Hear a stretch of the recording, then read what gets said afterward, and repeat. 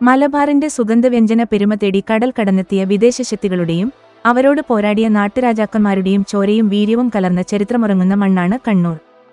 ആ ചരിത്രത്തിന്റെ ഏറ്റവും വലിയ നേർക്കാഴ്ചയാണ് കണ്ണൂർ നഗരത്തിൽ നിന്നും വെറും 3 കിലോമീറ്റർ മാറി അറബിക്കടലിലേക്ക് ഒരു ഉപദ്വീപ് പോലെ നീണ്ടുനിൽക്കുന്ന പറമ്പിൽ തലയുയർത്തി നിൽക്കുന്ന സെന്റ് ആഞ്ചലോ ഫോർട്ട്, അഥവാ നമ്മൾ സ്നേഹത്തോടെ വിളിക്കുന്ന കണ്ണൂർ കോട്ട.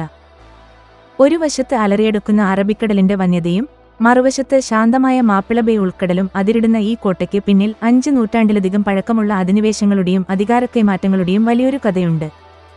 ചുവന്ന വെട്ടുകല്ലിൽ തീർത്ത ഈ കൂറ്റൻ കോട്ടയുടെ വലിയ കവാടം കടന്ന് ഉള്ളിലേക്ക് നടക്കുമ്പോൾ നമ്മൾ ഒരു പുതിയ ലോകത്തേക്കാണ് എത്തപ്പെടുക. ഇന്ന് കേന്ദ്ര പുരാവസ്തു വകുപ്പ് വളരെ മനോഹരമായി പരിപാലിക്കുന്ന പുൽത്തകിടികളും പൂന്തോട്ടങ്ങളുമാണ് കോട്ടയ്ക്കുള്ളിലുള്ളത്. എന്നാൽ ഈ ശാന്തതയ്ക്ക് പിന്നിൽ പീരങ്കികളും തോക്കുകളും ഗർജിച്ചിരുന്ന ഒരു കനൽക്കാലമുണ്ടായിരുന്നു. 16-ാം നൂറ്റാണ്ടിൽ, കൃത്യമായി പറഞ്ഞാൽ 1505-ൽ ഇന്ത്യയിലെ ആദ്യത്തെ പോർച്ചുഗീസ് വൈസ്രോയി ആയിരുന്ന ഡോം ഫ്രാൻസിസ്കോ ഡി അൽമേഡയാണ് ഈ കോട്ടയുടെ നിർമ്മാണത്തിന് തറക്കല്ലിടുന്നത്. മലബാറിലെ കുരുമുളക് വ്യാപാരത്തിന്റെ പൂർണ്ണ നിയന്ത്രണം ഏറ്റെടുക്കുക എന്ന തന്ത്രപരമായ ലക്ഷ്യത്തോടെ അന്നത്തെ കോലത്തിരി രാജാവിന്റെ അനുവാദത്തോടെയാണ് അവർ ഈ പ്രതിരോധ ദുർഗം പണിതുയർത്തിയത്. വലിയൊരു ത്രികോണാകൃതിയിൽ ശത്രുക്കൾക്ക് പെട്ടെന്ന് ആക്രമിക്കാൻ കഴിയാത്ത വിധം ചുറ്റും ആഴമേറിയ കിടങ്ങുകളോടുകൂടിയാണ് പോർച്ചുഗീസുകാർ ഇതിന്റെ രൂപകൽപ്പന നിർവഹിച്ചത്. എന്നാൽ ഈ നിർമ്മാണം കോലത്തിരി രാജാവുമായി പിൽക്കാലത്ത് വലിയ സൗന്ദര്യപ്പിണക്കങ്ങൾക്ക് കാരണമായി. പോർച്ചുഗീസുകാരുടെ ക്രൂരതകളിൽ മനംമടുത്ത കോലത്തിരി സൈന്യവും കോഴിക്കോട് സാമൂതിരിയുടെ നാവികപ്പടയും ചേർന്ന് 1507-ൽ ഈ കോട്ട വളഞ്ഞു. ചരിത്രത്തിൽ കണ്ണൂർ ഉപരോധം അഥവാ സീജ് ഓഫ് കാനനൂർ എന്നറിയപ്പെടുന്ന ഈ യുദ്ധത്തിൽ മാസങ്ങളോളം പോർച്ചുഗീസുകാർ കോട്ടയ്ക്കുള്ളിൽ പട്ടിണിയിലായി. പട്ടിണിയുടെയും ദുരിതത്തിന്റെയും അതിരുകൾ താണ്ടിയെന്നാണ് ചരിത്രവിവരണങ്ങൾ പറയുന്നത്.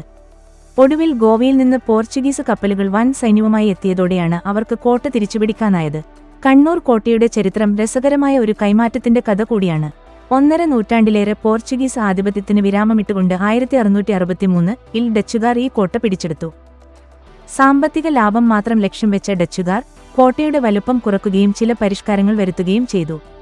പിന്നീട് ഭീമമായ പരിപാലന ചെലവ് താങ്ങാനാകാതെ വന്നപ്പോൾ 1772-ൽ ഡച്ചുകാർ ഈ കോട്ട 1 ലക്ഷം രൂപയ്ക്ക് കേരളത്തിലെ ഏക മുസ്ലിം സുൽത്താനേറ്റായ അറക്കൽ രാജവംശത്തിലെ അലി രാജാവിന് വിറ്റു. അറക്കൽ സുൽത്താൻമാരുടെ പ്രധാന സൈനിക ആസ്ഥാനമായി കുറച്ചുകാലം ഈ കോട്ട പ്രവർത്തിച്ചു. എന്നാൽ മൈസൂർ രാജാവായിരുന്ന ടിപ്പു സുൽത്താനുമായി അറക്കൽ രാജവംശത്തിനുണ്ടായിരുന്ന സഖ്യം ബ്രിട്ടീഷുകാരെ ചൊടിപ്പിച്ചു.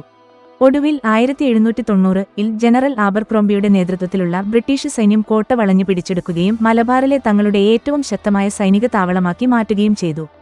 കോട്ടയുടെ ചുവരുകൾക്കിടയിലൂടെ നടക്കുമ്പോൾ പഴയ കാലത്തിന്റെ അടയാളങ്ങൾ ഓരോന്നായി നമുക്ക് കാണാം.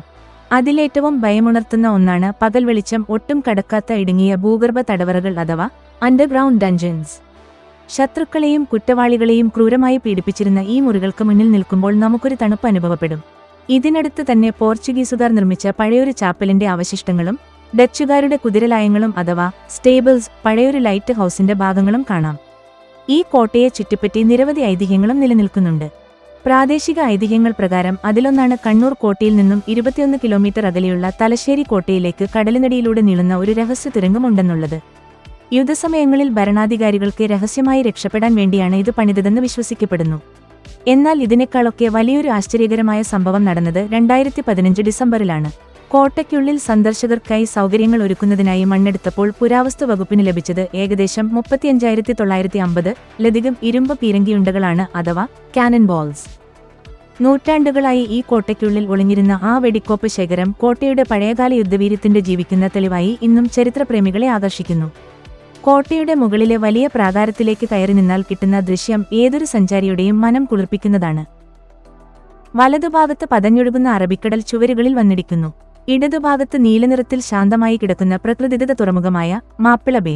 കടൽക്ഷോഭത്തിൽ നിന്നും തുറമുഖത്തെയും കപ്പലുകളെയും സംരക്ഷിക്കുന്നതിനായി കോട്ടയിൽ നിന്നും കടലിലേക്ക് നീളുന്ന വലിയൊരു കടൽമതിൽ അഥവാ സീ വാൾ ഡച്ചുകാർ ഇവിടെ നിർമ്മിച്ചിട്ടുണ്ട്. ദൂരെ പച്ചപ്പണിഞ്ഞു നിൽക്കുന്ന ധർമ്മടം തുരുത്തും കടലിൽ പോയി തിരിച്ചുവരുന്ന മീൻപിടുത്ത വള്ളങ്ങളും ഇവിടുത്തെ സ്ഥിരം കാഴ്ചയാണ്. നിങ്ങൾ കണ്ണൂർ കോട്ട സന്ദർശിക്കാൻ ആഗ്രഹിക്കുന്നുവെങ്കിൽ വൈകുന്നേരങ്ങളാണ് ഏറ്റവും അനുയോജ്യം. കോട്ടമതിലിൽ ചാരിനിന്ന് അറബിക്കടലിലേക്ക് ചായങ്ങൾ പൂശി താണുപോകുന്ന സൂര്യനെ നോക്കി നിൽക്കുന്നത് മനസ്സിൽ ഒരിക്കലും മായാത്ത ഒരു ചിത്രമായി അവശേഷിക്കും. ഫോട്ടോഗ്രാഫി ഇഷ്ടപ്പെടുന്നവർക്ക് ഒട്ടനവധി ഫ്രെയിമുകൾ ഈ കോട്ട സമ്മാനിക്കും. സമയം എല്ലാ ദിവസവും രാവിലെ 8 മണി മുതൽ വൈകുന്നേരം പുലർച്ചെ 5 മണി കഴിഞ്ഞ് 30 മിനിറ്റ് വരെ. ടിക്കറ്റ് നിരക്ക് ഒരാൾക്ക് 25 രൂപ. ചിലപ്പോൾ മാറ്റങ്ങൾക്ക് വിധേയമാണ്. കോട്ട കണ്ടിറങ്ങുന്നവർക്ക് തൊട്ടടുത്തുള്ള അറക്കൽ കൊട്ടാരവും അഥവാ അറക്കൽ മ്യൂസിയം, സുന്ദരമായ പയ്യമ്പലം ബീച്ചും ഒപ്പം സന്ദർശിക്കാവുന്നതാണ്. വെറുമൊരു കാഴ്ച ബംഗ്ലാവ് എന്നതിനപ്പുറം കടലിനോടും കാലത്തോടും പൊരുതി ജയിച്ച മലബാറിന്റെ ചരിത്ര പുസ്തകമാണ് സെന്റ് ആഞ്ചലോ ഫോർട്ട്. കണ്ണൂരിലേക്ക് വണ്ടി കയറുമ്പോൾ ഈ ചരിത്ര സ്മാരകം കാണാൻ മറക്കരുത്.